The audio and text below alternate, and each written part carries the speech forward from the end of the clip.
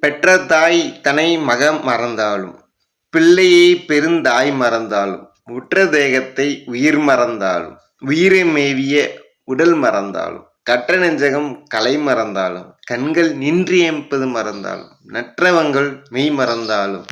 இப்படி ராமலிங்க வள்ளல் பெருமான் தன் உடலோட இறைவன்கிட்ட போய் இப்படி கூடி பேசிட்டு இருக்கிறவர்.